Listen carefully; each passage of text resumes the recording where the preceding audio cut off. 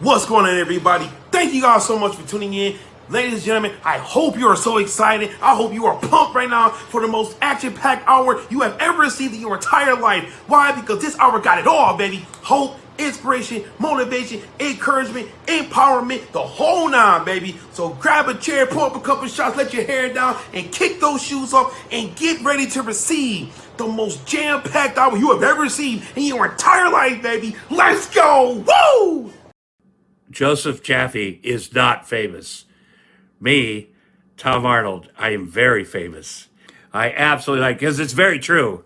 Like, I hadn't freaking heard of you until I was sitting on a Friday night. This is how bad my life is. Listen, fucker, good luck. Good luck with your rebranding. Like anybody knew what the name was before. What was the name? Okay, who gives a shit? That's a good name because it's got your name in it. You can pretend you're humble. You say, I'm not famous. And, which you aren't. So you're just not being anyway, but I hope you get famous doing this. Good luck to you. A spring in your step. There is a twinkle in your eye. I can throw a rhyme down for you real quick. Yes, they call me Thrill. They say that I'm the man. You disagree, how could you? Let me make you understand. Should we bring her on the show? And anybody find me? And there she is. Fresh as some bread, pulled right from the oven.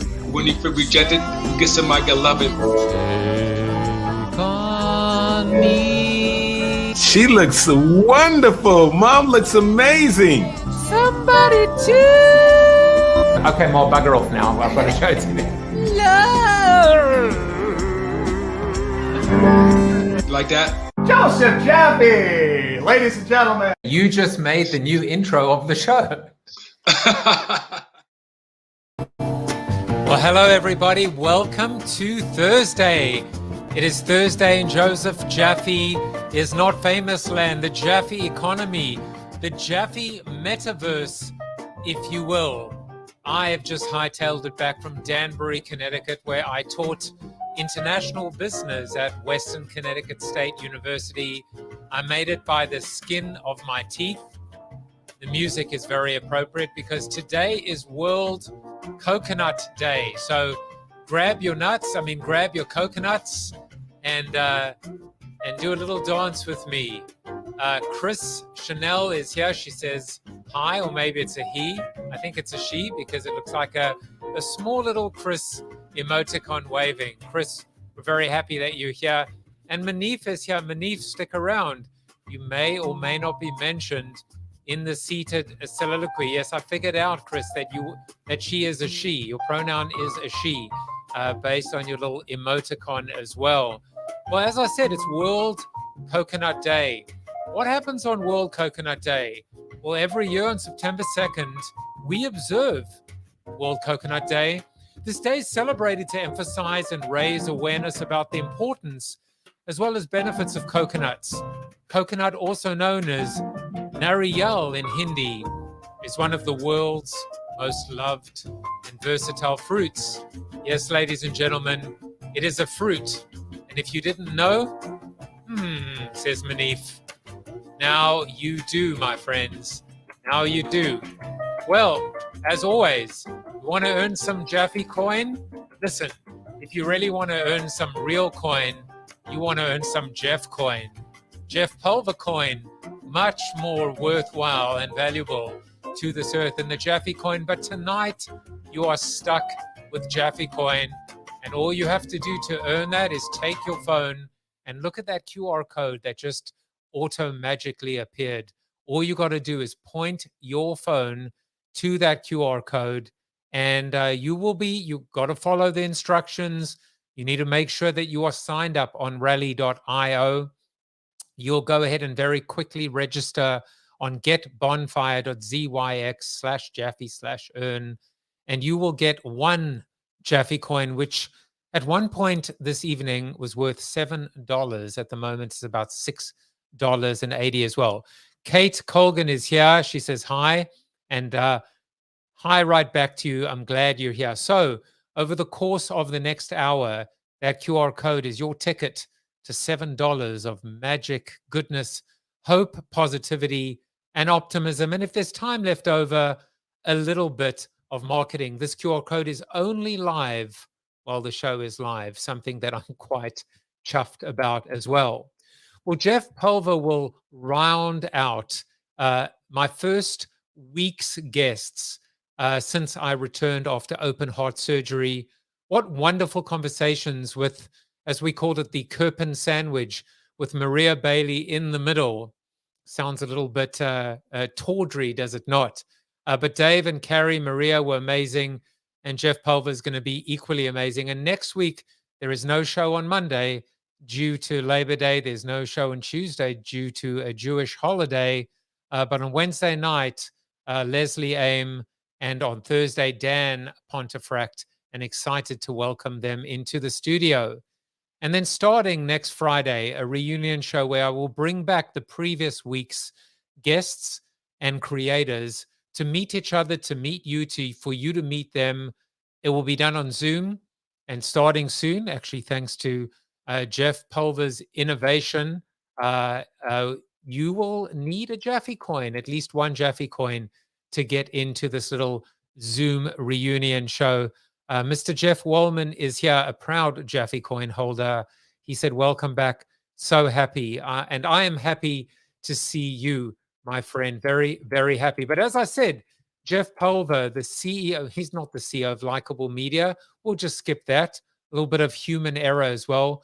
But Jeff Pulver will be in the studio. And then the very famous poet, the poet, will be in to deliver some poetry for us a little bit later.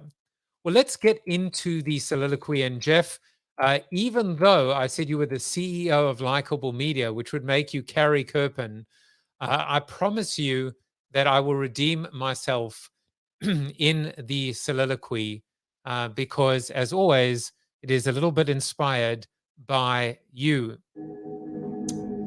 What is altruism? The dictionary defines it as the belief in or practice of disinterested and selfless concern for the well-being of others. But I call it Jeff Pulver. In any given day and at any given time, our intentions and our actions are binary. We either give or we take. So what's the optimal split? Should it be 50-50? Does causation equal correlation? Is anyone truly 100% selfless in terms of how they exist and interact with others? Well, I guess a key component to all of this is understanding and recognizing the difference between conditional and unconditional. Whereas the former became rather infamous in 2020 with the phrase quid pro quo, the latter is a little harder to decipher and discern. A parent's love for their child is unconditional, or is it? For a truly healthy and enduring relationship to exist, it has to be two-way. One-way streets are just not scalable nor sustainable, even in the relationship between a parent and a child. When I think about this show or even my Jaffe coin, I recognize and appreciate the nuance and duality of what might constitute success. When I got my crypto creator coin, it was 34 cents. Today, it hit $7. To whom do I give credit for this growth? Rally.io, myself, my audience, my community? There's one regular on my show who bought Jaffe coin early on. And I have to be honest with you, I'm more excited for him than myself. When I look at how the economy has grown, how he has grown, and how everyone has grown together. At the end of the day, I think back to Monday's conversation about gratitude. I think it's gratitude that keeps us grounded, keeps us humble, ensures that we never forget where we've come from, but more importantly, how far we have yet to travel. I don't believe altruism is absolute, and I don't think it's static. It's a dynamic work in progress. It's a never-ending journey to be the best possible version of ourselves. If tomorrow we are just a little bit more altruistic than we were yesterday, then today is a good day, and we are in the right place at the right time for all the right reasons. Personally, I'd like to look back on a life well lived, knowing that I gave more than I took or received. More importantly, that I made a difference as best as I could with the hand I was dealt and with the talent, skills, and opportunities that I was afforded. How about you? And how about Jeff Pulver, the CEO of Likeable Media? I'm just kidding. He's not the CEO of Likeable Media, but he is unbelievably likable. Jeff is an internet pioneer in voice over IP. In fact, he helped change the way that the world communicates. And that is not an exaggeration. He's the co-founder of Vonage, the founder of Jeff Pulver Entertainment, the owner of the Jeff coin. Maybe he is the hardest working man in social media, show business. Let's bring him onto the show. Mr. Jeff Pulver, welcome to the show. Hey, thank you. And I'm grateful to be here today. Tonight. You know what? I am in the presence of greatness. Your name, your reputation precedes you, and for all the right reasons. So where do we start? I think I know exactly where we start. Where we start is in finding out some fun facts about you. Okay. And look, you are a famous man, are you not? Because, you've been on an extra in Law and Order in Spin City, and you played the role of Steve Ballmer on an Israeli television show. Yes, this is all true. So and there you are. Can you give us a mean rendition of developers? So developers. Yeah. So and how's the sweat underneath your arms? Is that okay? No comment. So tell us about why the because you've always loved entertainment, your association with music, your number of shows. What brought you to want to be an extra and be on television and be in movies, etc.?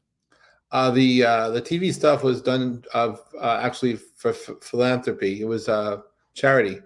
On a Law and Order, I basically won a live bid to be a walk-on extra, and it was no guaranteed how it's going to be cast. And it just so happened the episode of Law and Order in season 10, I was on camera more than most extras. There was Blurry Jeff, where I knew what was in the background because I could see me, and then I was actually part of the jury. But it was fun, and it was just really to capture that moment in time. Spin City. On set, they actually did call me the charity case, which I thought was very affectionate, very nice. And that's where I learned that direction on set is opposite. So that if they say turn right, they really mean turn left, because they were talking about it from the angle of the camera. So that was the beginning. And to being on Masudarim. So in Israel, in America on HBO, there was a TV series called Entourage. And the Israeli version of Entourage was not about an actor, but it was really about a startup, because everything is about a startup after all. And this was season 2 after the exit. And so in the scene that I was in, Microsoft makes an unsolicited bid to buy the company. And it was pretty funny. It was actually all in English, and I thought I was going to have cue cards. And of course, I had not memorized my script, and it was, but I got through it, and it was absolutely fun and exhilarating. And so, I look at different forms of media as different ways to communicate, different ways to connect, different ways to share and engage, and to be able to connect. And so whether it's television, whether it's internet TV, whether it's voice, it's all about how we all communicate at the end of the day. And I still believe this to this very moment, that the killer app in all of this is voice, and will remain voice no matter how we evolve. And if you look at a year ago, the breakout of social audio, what is that? People talking to each other like a party line? I don't know. I think that was invented a long time ago. But the ability to communicate is something which is near and dear to everyone's heart, particularly in tough times. And just being able to say, the metadata about being able to say I love you or I care about you is so rich and deep that no matter what other apps created, voice will remain for a long time the killer app. My name is Jeff. My voice is my passport. Yes. So let's talk about, you made over 20,000 contacts on your ham radio. during 2020. Now, is that even kosher to have a ham radio? What even is a ham radio? It's an amateur radio, but the slang term is ham radio. And I got my first. I was inspired for amateur radio when I was about 9 years old. Growing up, it was how I learned really how to become me. It was sort of an evolutionary process, but it started out in my uncle's office because one day after school, my uncle brought me to his office and demonstrated amateur radio to me. And what I quickly realized is that for a kid who was growing up pretty lonely, my uncle had the cure for loneliness. And all I needed to do was to take that radio out of his office and put it to my bedroom. And I'd have friends before school and after school. And then the shocker that my uncle didn't give me that radio. And why wouldn't he give his best nephew ever the ham radio that he had in his office, besides the fact that maybe it was just a bit much? It was because I needed to be licensed. And so between the age of 9 and 12 and a half, I had to teach myself college level physics, Morse code at the time, and the rules and regulations to be an amateur radio operator. And when I was 12 and a half, I was able to break out and to connect with the world, and I haven't stopped. And I've gone in different phases, but amateur radio has inspired my life, influenced, saved my life. And certainly last year, I rediscovered amateur radio in 2019, and everything went digital. And while I do love to talk, being able to communicate digitally allowed me to scale. And there's some technology that I now use that many other hams use, which is the same type of technology that will be used for interstellar space communication. Wow. Allows very weak signals to be heard. And this is actually being used today. And so I don't need a very big station anymore or lots of power. I just need to have an antenna and be on the air. And I can talk with people or communicate with folks all over the world. And it is a passion of mine. And so in 2020, I spent a lot of time thinking, learning, and in some cases, looking to see the next big thing. Like, how could I redeploy this technology that was built for amateur radio and use it for emergency communications? Use it in times where we don't have cell towers and don't have power. How do we actually enable people to communicate, to bring rural communities together, and to pass messages when we can't otherwise get through? And so there's a lot, the slogan is when in doubt, in emergencies, when all else communication fails, there's always amateur radio. So that remains true. So what is your handle? What is your CB radio handle? Oh, well, CB radio, that's a different world, but my CB radio handle, by the way, was Tranquility Base. And Wildcat, but that was a long time ago. On amateur radio, I am known as WA2BOT. That's a Whiskey Alpha 2 Bravo Oscar Tango. Phonetically, it's we are to be on time. And as a ham operator, there are lots of different things that BOT could stand for, from Beatles on Tour, Beer on Tap, and it goes on. I was one of the original bots. I'd have to say that in 1975, when I got licensed, I was definitely one of the original bots, because I don't think people were thinking about bots back then. Well, I managed to quickly, feverishly type a WA to a BOT, but I'm just gonna call you Wildcat from now on. Jeff Wildcat Pulver. Now, it's funny how you've turned your back, you charlatan on photography. And you've just embraced voice, because you took your first photo at the age of 4 years old. Yes. And so it's very funny just looking back at your life, Jeff, because, you took your first photo at the age of 4. You were co-founder of Vonage. Voice is just to the point where in 2020, you were using your ham radio. And then here you are now, all these years later, and through the power of NFTs, you've rediscovered your love for photography and art as well. So you've almost come full circle. Before we get into that and talk about NFTs, etc., there's something that struck me, and I wanted to touch on it. And no, I'm not referring to the fact that you have your own Wikipedia page.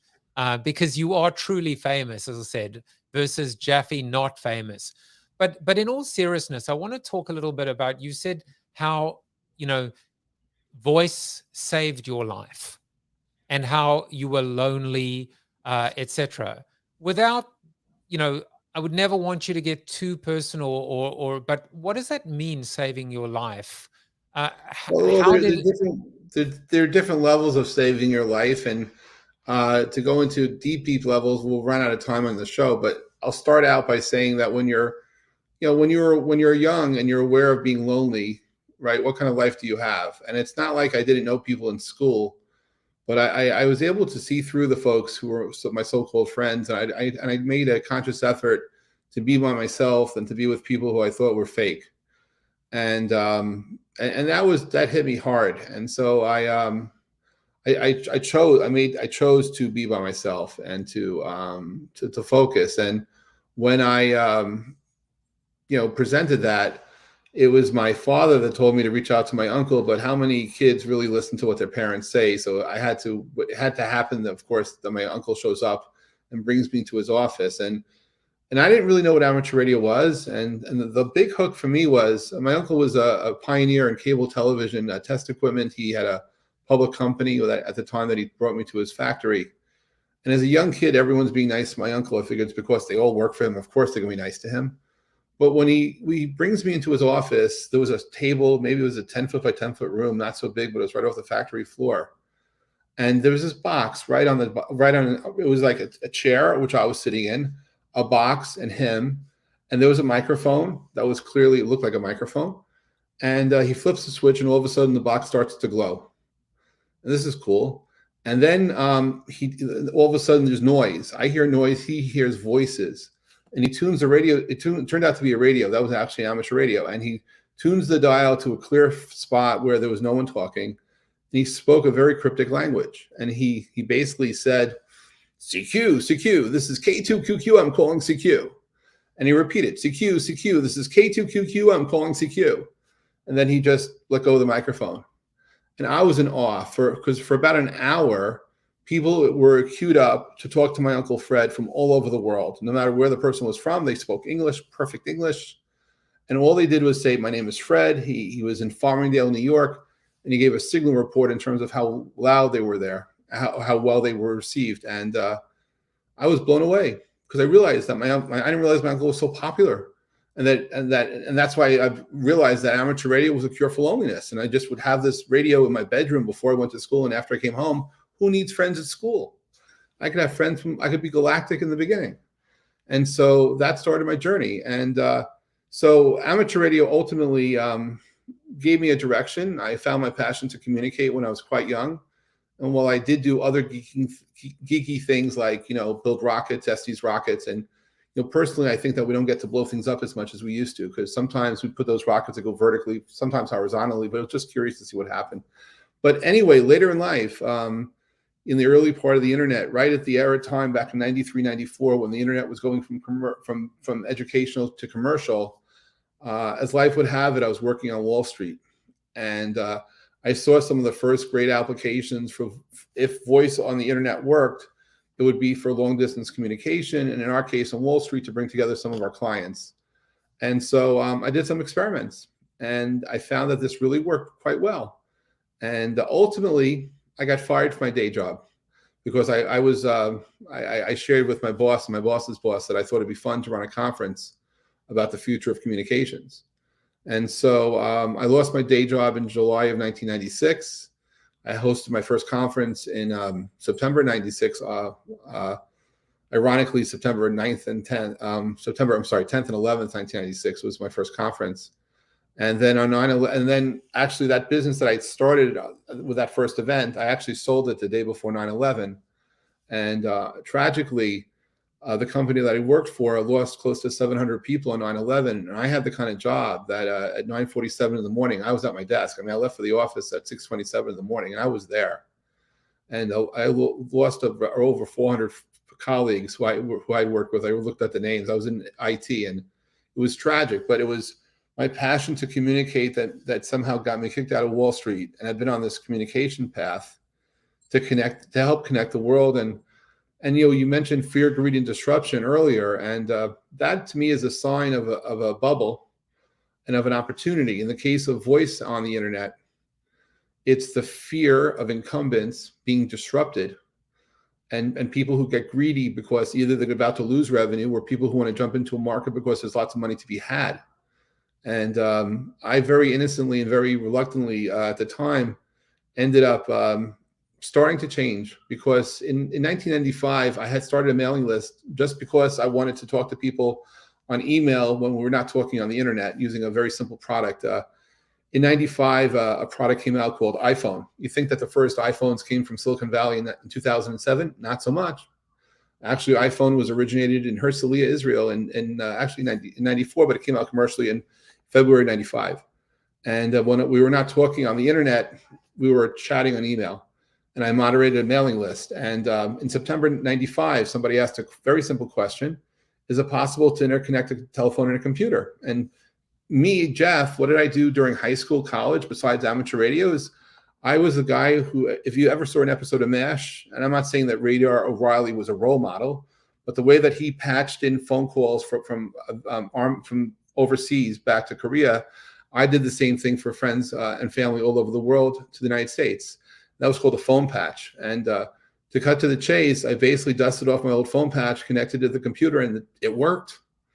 And so I thought, why not create a network where I asked strangers to allow free phone calls to happen around the internet.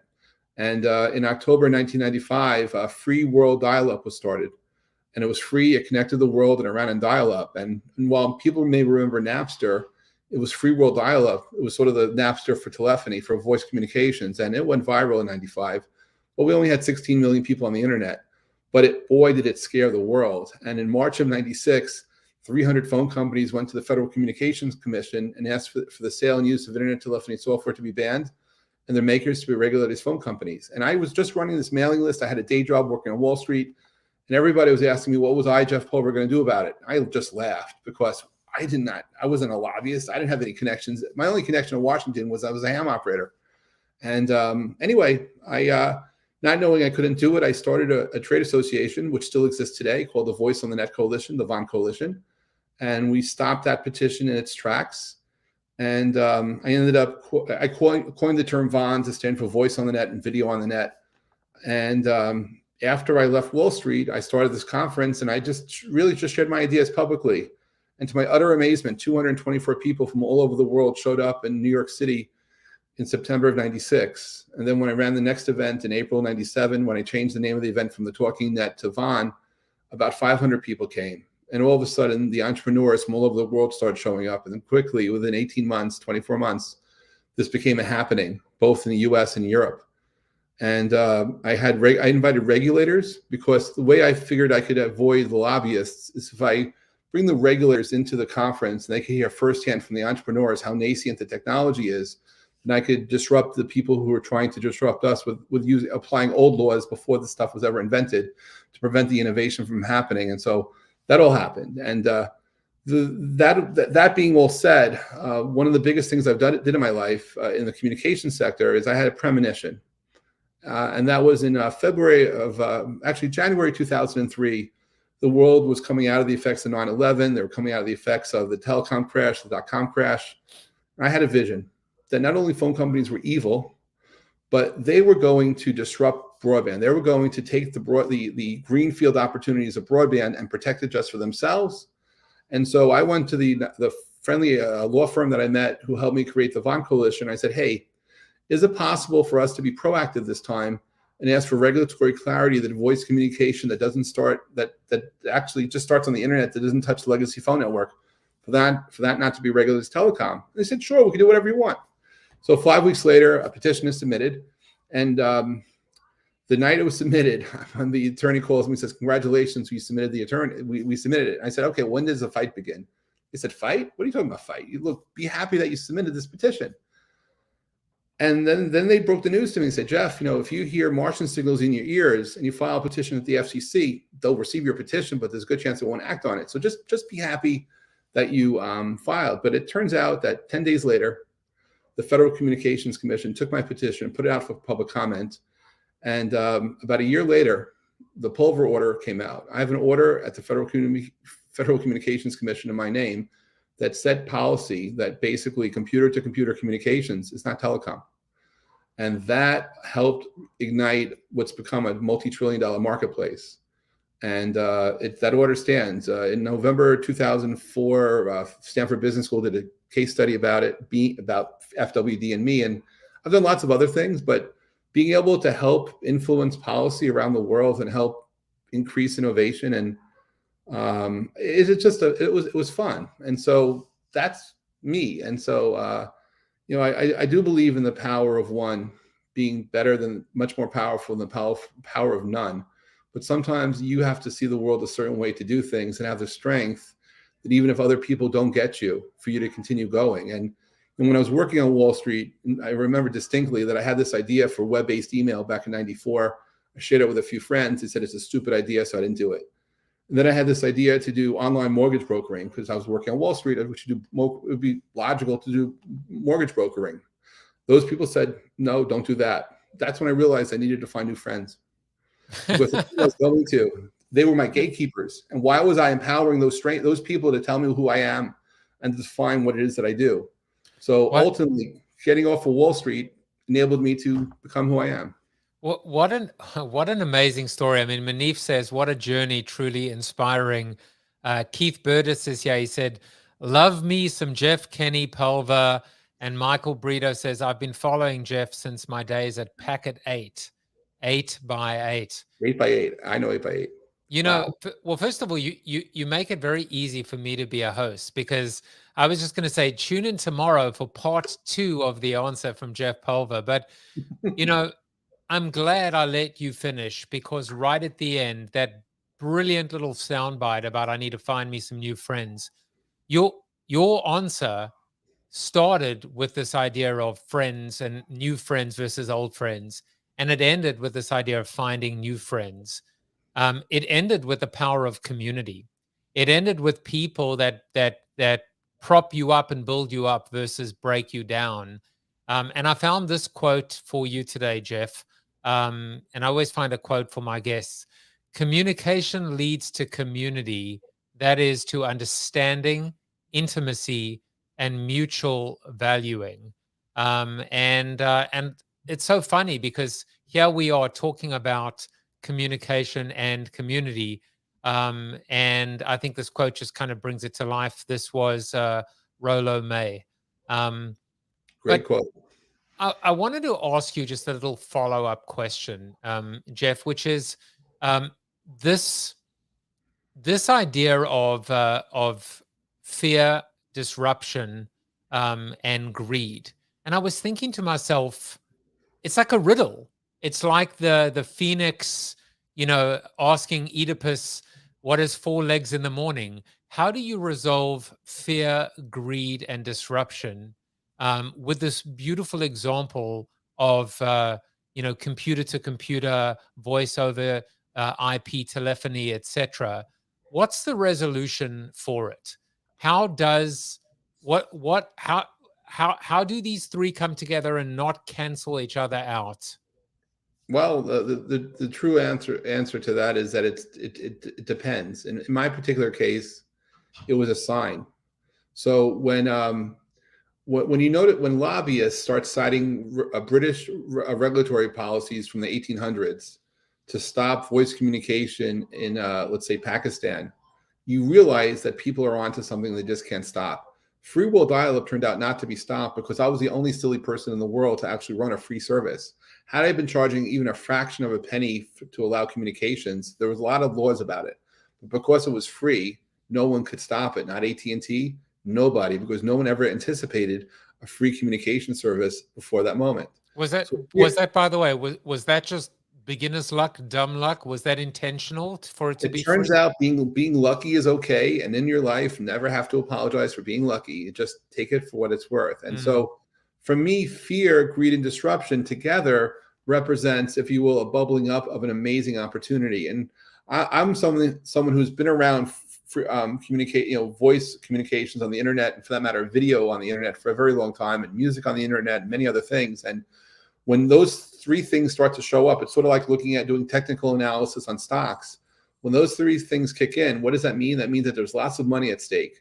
And maybe there's a transition period from old technology going to new technology. The people who don't embrace the new technology will be left behind. The people who do embrace the new technology may have a tremendous upside. And you see that in other markets today. Fintech, for example, which wasn't called fintech when I worked on Wall Street, that's actually having the attention of the world in that way. But I was around voice over IP when it was cool, when it wasn't cool, when it was cool, when it wasn't cool, and it goes through cycles, these different cycles. But for me, when you just realize these call them senior executives in large phone companies would rather retire and get their packages than take on the new startups, that was a sign. And ultimately, when every major telco in the world ended up with a communication policy and a technology approach embracing voice over IP, and maybe the ultimate win for me was I got a contract. My company got a contract in 2002, I think, with Bell Canada to take a hardened version of free wall dial-up and basically use that as a backup solution for Bell Canada's commercial rollout across Canada for their residential home phone service, and it was just pretty cool. And then talking to regulators. So by inviting regulators from around the world to my conferences, not only to hold town hall meetings with the consumers, the people, but being able to then filter out the lobbyists, nobody was prepared for that. So I didn't realize I was disrupting the disruptors in that way, where the phone companies use lobbyists to stand in line sometimes at public hearings. But I had a chance to testify in Congress. I've had chances to testify in different places around the world. And, when we speak a truth, it's very hard for people to deny it. It's just being able to enable those people to have a voice. And one of the great visions of the internet has always been that once you have connectivity, it doesn't matter where you live in the world, you should be able to make a living and make a difference. And I like to think that some of the work that I did a long time ago, certainly during the pandemic, which has basically embraced and helped facilitate free voice and video communications in many countries around the world, had a difference in 2020. It has a difference today. Well, I mean, I think the resolution of it, listening to you, is that it's a checklist. They're not forces that cancel each other out. They actually work together. When you see fear, when you witness greed, when you feel disruption, that You're there is something big. You're very, on something very big. big. So Very big. So in the time that we have left, let's talk about not crypto but NFTs. Yes. Are we seeing fear, greed, and disruption again with respect to NFTs? I think so. I do believe, just like other things, the NFTs are super overhyped. I think they're misunderstood, but I do believe that there's a true chance for opportunity and innovation here. What I really loved is, as a photographer since I was 4 years old, who never actually sold a photograph in my life until about 3 weeks ago, I was offered galleries. I became an astrophotographer about 7 years ago, but I was offered gallery showings in Tel Aviv and LA, but I never sold a photo. But then with NFTs, I put out some photographs and they were purchased, and they were just images of my pictures.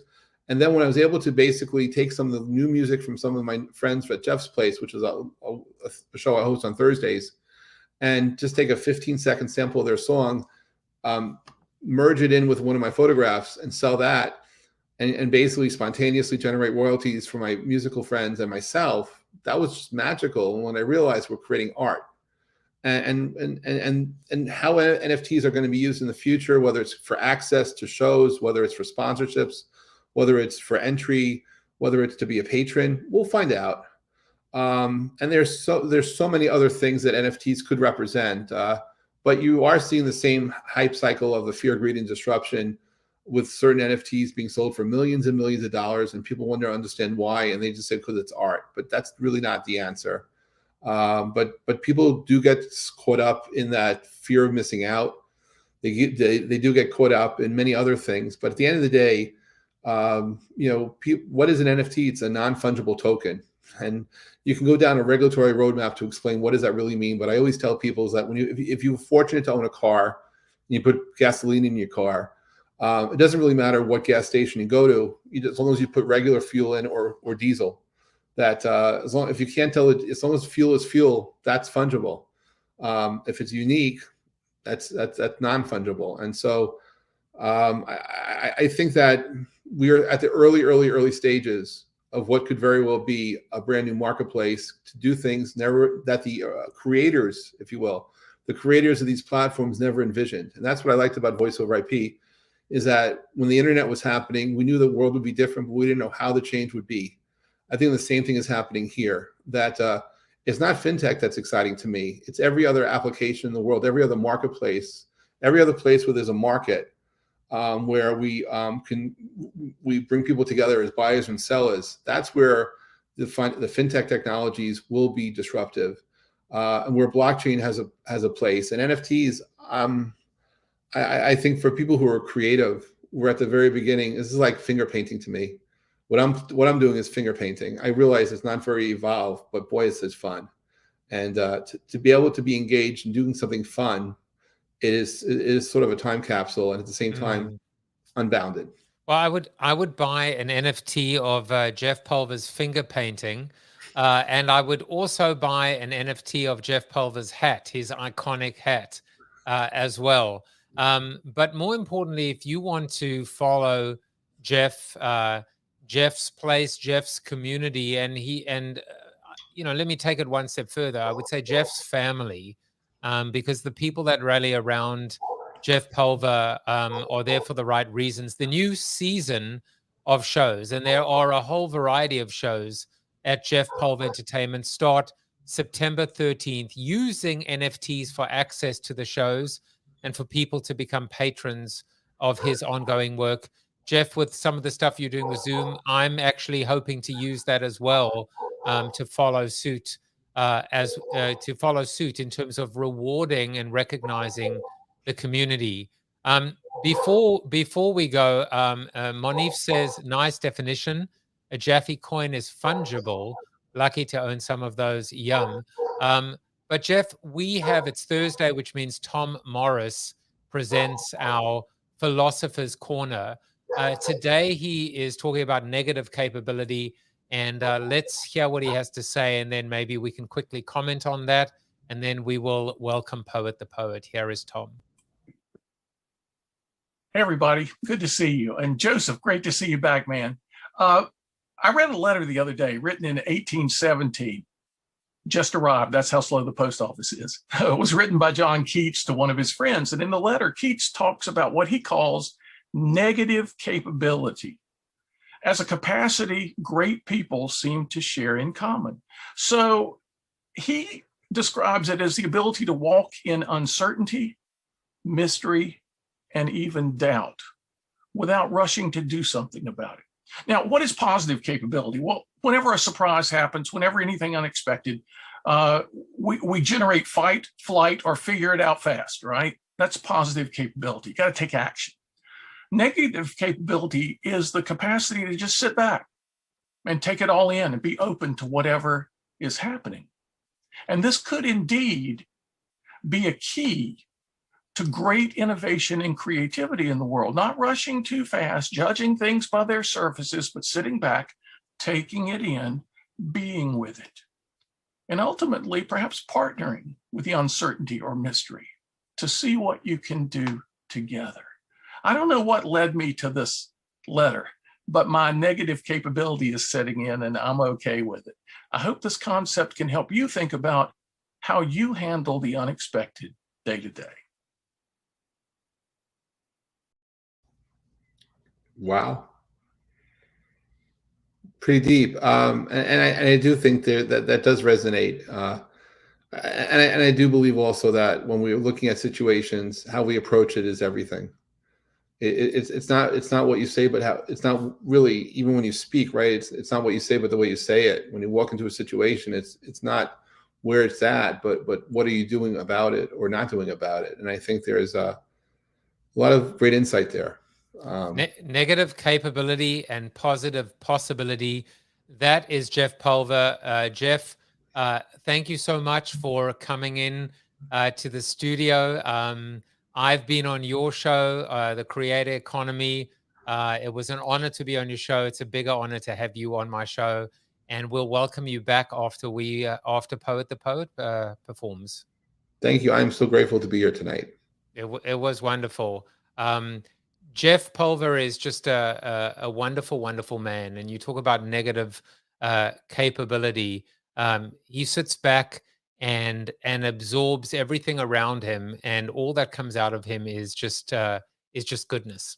Well, now it's time for our creator corner, and I get to put on my creator frame around us and welcome Poet the Poet. Poet the Poet is a 26-year-old spoken word artist, painter, nail technician, hairstylist, and musician. Did somebody say multi-talented and multitasker? She prides herself on keeping high spirits no matter the circumstances. She has hopes of being the next Maya Angelou. That is pretty tough shoes to fill. I see her in the background, but her camera is not on. But I'm going to bring her onto the show anyway, as a little rendition to say, Poet the Poet, are you there? Well, I hope she comes back very soon. Maybe she got a little bit of stage fright. Mr. Jeff Pulver, we will wait for Poet the Poet to come back, showing the power of live, right? This is this streaming era, and I would not, with dogs barking in the background, talk about negative capability. Every day this week, something weird has gone wrong with respect to the show in terms of computer errors and memory issues, power failures, no shows. But I tell you, I used to destroy myself. I used to just feel like I was being consumed, that there was a weight on my shoulder. My mental anguish was off the charts. And now, honestly, I don't care. Just because I know that this is just a small little portal into what is life, and life is not perfect, and life is just filled with randomness, and with curveballs. Well, we get to live in the flow and get to be in the now. And when you're living in the now, there's no past, future, or it's all about. It's like I am someone who believes we carry our universe with us, that we have the opportunity to be past, present, and future all together as one. And when we're in the now, that's all that we ever can have. And so when we do live events, right, we could be very worried about who's showing up, who's not. But I'll tell you, after all these years creating and producing conferences, I've learned to realize that as long as you do your best, everything else doesn't really matter, because you did your best. And it's not about trying, it's about doing. It's about being present and flowing and connecting. And that's what in 2020, I stopped using the word try. And it's not because it's not because I'm a huge George Lucas fan, but I realized the power of it, that by doing and not trying, things happen or don't happen. And with one of my friends, I always tell them that it's not where you are, it's where you're not. But you set the intention to be where you want to be, and everything else flows around it. And so, I'm truly honored to be here today and to connect. And there's many other things which we could talk about, but nothing is as important as what it is you want to cover at that moment. And you are the ultimate curator, and I'm in awe of your curation and the ability to co-create, and it's just pure magic. I have to tell you, I was smiling from ear to ear with what I just heard, because that was, and I say with complete respect and deference to Poet the Poet, who may have had technical issues herself, what just came out of you was poetry. From we carry the universe with us, to everything that preceded. I'm going to have to go back and rewatch it. Manif, he said, much love to you, Joe. Getting rusty is part of the resting deal. It was hard to accommodate your absence. Now we'll work on getting used to seeing you, which is a major blessing. But Manif actually says, can we have the link to buy Jeff's art to have access to his show?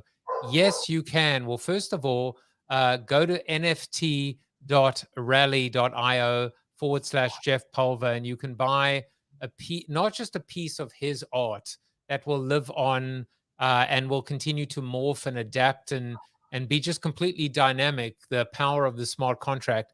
But he's also helping others in terms of the musicians that are providing music to it as well. So, Jeff, how can people find generally any way to connect with Jeff Pulver? Well, certainly NFT.rally.io/Jeff Pulver. That's where the art is, and I am sharing the revenue 50-50 with the artists for the music ones. They can go to pulver.com is a good place to start. That's where we activate the shows, and we have a wide range of content from Ask the Oracles on Mondays. Wednesday evenings is Grateful Goddesses, that is hosted by my cousin Karen Pulver. I developed over many years an idea of passion-based networking, and I host two groups on Tuesday evenings called the Today Meets Tomorrow Zula, where it's folks from generally the United States and South America connecting with folks in Asia Pacific. And Thursday mornings, I host a group called East Coast Zula, where it's also people from the West Coast who get up at 5:30 in the morning, but we also connect with folks in Europe and the Middle East, and they're all interconnected. Creator Economies on Tuesdays coming back in the fall season. It's the Jeff Pulver Show, which is less focused on one topic and more general, but it is just fun. And my absolute fun time is Jeff's Place, where I've created this virtual coffee house where I've brought in artists. Today's show, we had two artists from Ireland, one from Northern Ireland, and an artist from the West Coast who just started school again at Berkeley in Boston. And it was pure magic. And the energy there is so cool. And I've learned that, innovation happens all the time. This year, I learned all different forms of music. And it's just, when we're able to seamlessly connect the world and feel the energy and feel that intimacy, the emotional intimacy, I don't know what else to call it, but it's so special. And we're so present. And, when someone's playing 5,000 miles away and I start to cry, it just feels so good and so present. And I like to believe that we're helping to make a difference in people's lives and to really help encourage people to pursue their art. And, for me, the music NFTs was a great way to start giving gifts back to the artists who struggle to make a career from their passion. But I do believe that we're all blessed, that if there's something we're passionate about and we can figure out how to make a living from it, there's nothing better.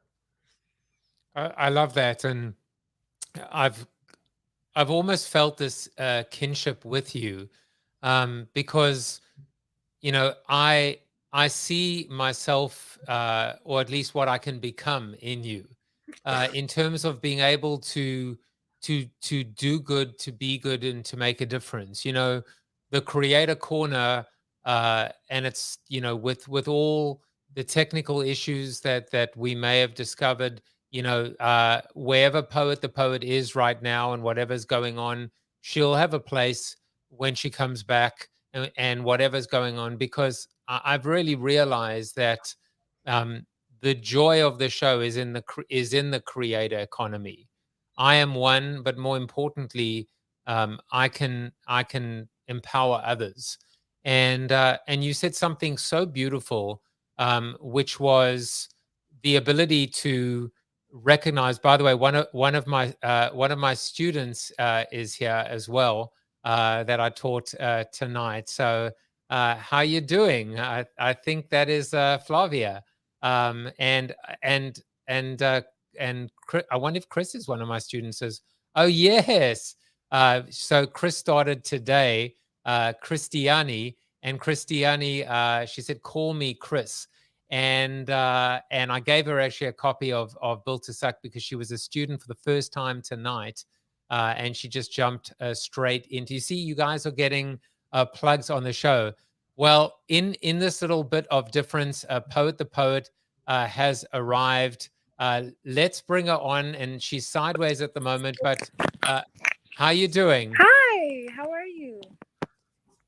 You're back. We have about 7 minutes to go, but we managed to stall enough for you. We're going to jump into the background, and why don't you perform and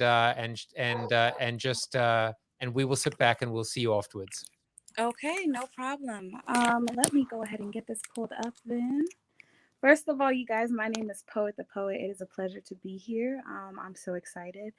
This would maybe be like my second time guest appearing. So that's exciting. What the things that I'm going to be performing for you guys today are just a few pieces that I hold close to me. They're actually a part of a book that I am trying to release or get published. So yeah, let's see. So, the first poem that I will be performing for you all is called, just a moment here. Let me get it pulled up. Alrighty. So, the first poem is called Transparency. Okay. Transparent, full of clear to see things, emotions. I am an open, closed box. One with plexiglass walls and a knack for being unbreakable. I bend sometimes. When my own weight gets to be too much, I never fold. I take and take and take as much as I can hold.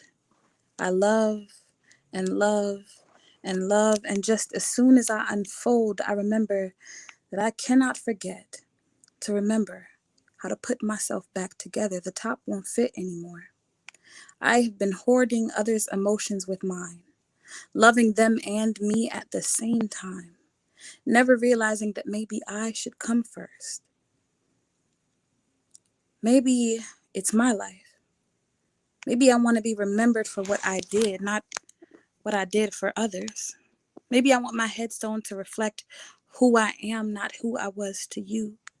Maybe I want to melt into myself, not blend in with everyone else. I am an open book. Just so happens that some of my pages are missing. Everyone that reads me takes a page that reminds them of themselves as a keepsake. I just might let you keep me one day. Just might let you borrow me. You make me want to write a novel about my life story.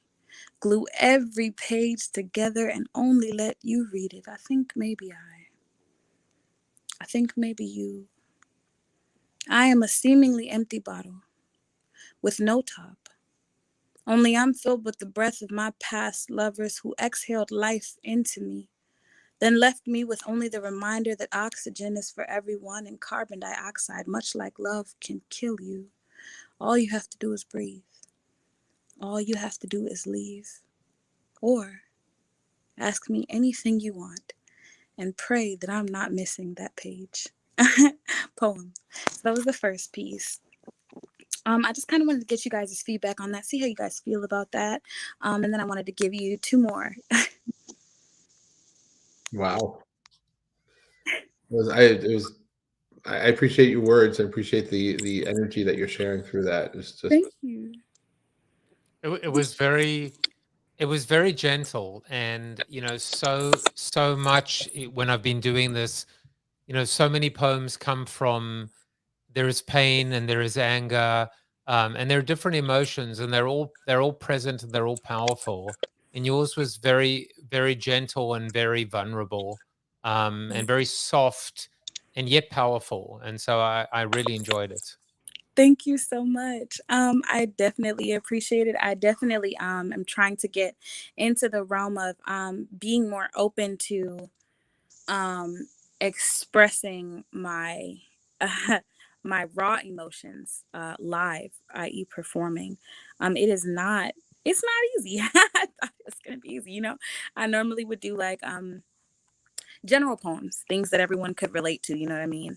But lately I've been being pushed to do more. So this second poem, I'm actually going to go ahead and put some music behind for you guys. Here you go.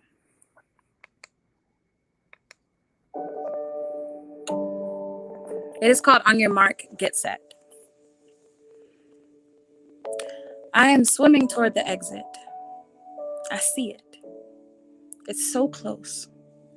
I am wading over the debris of past lovers, under the luggage that was never meant to be mine to claim. The exit sign is coloring the water a vengeful red. I can't see where the current is coming from, but it's strong. Can't tell if I'm crying, just know I'm tired. The exit sign is right there. I stop to rest on a temporary shoulder, a makeshift shore. And just as soon as I catch my breath, I dive in again. Before my ears met the water, I could have sworn I heard someone say, "You were created to be broken." I ignore and push my arms forward. My legs move as if they've done this 1,000 times already. And who needs muscle when you've got memory? When your body has failed you, your mind has robbed you. All of a sudden, I don't have to try at all. My body knows exactly what to do. One arm goes in front of the other. One leg propels upward and the other downward. I can hear my mother telling me we keep going, like going is all we have left in this world. And even when we've forgotten the why, there is still the now. So my body keeps remembering for me until I can get the hang of perseverance. That red is a bright hue now. Can't tell if it's burning my eyes or this water, this salty water. I can feel myself forgetting what hurt me. I can see it drifting away. I pull myself up through the exit, blink and open my eyes. I wipe the tears from my face and look real good and hard in the mirror. I tell myself always know where the exit signs are and when to leave. Poem. So that is the second one that I had for you guys. Well, I tell you what. I tell you what we'll do is let's save the third one for the reunion show next Friday. Okay. But here's what I want to say back to you from what you said earlier, which is in my soliloquy, in my monologue today, I spoke about giving and getting, or giving versus taking. By the way, Estela Coenza, I hope I pronounced that correctly. She said awesome. Thank you so much. And Flavia applauds as well. You know, when you give of yourself, then you get back in return. When you are giving in the form of being vulnerable and open, then you will get back in return. And I think that's the answer. You know, if it feels normal and natural, great. If it feels scary, it's meant to. It's never meant to feel too comfortable. That's, yeah. But everything that I heard tonight was just truly, you know, and my wife actually just said that was truly beautiful. I was just going to say everything you said was truly beautiful before I saw my wife's comment, which just shows you that, you know, I was basically just stealing her comment, but you know what I mean.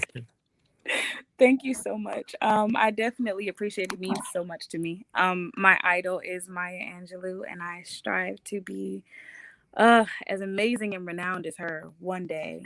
So you are helping me take the steps that I need to. So thank you so much for finding me, for listening to me on Clubhouse. Thank you so much. And I'm glad we waited, because it's always worth waiting. It's always worth waiting for a beautiful creator. Jeff, final word to you, my friend.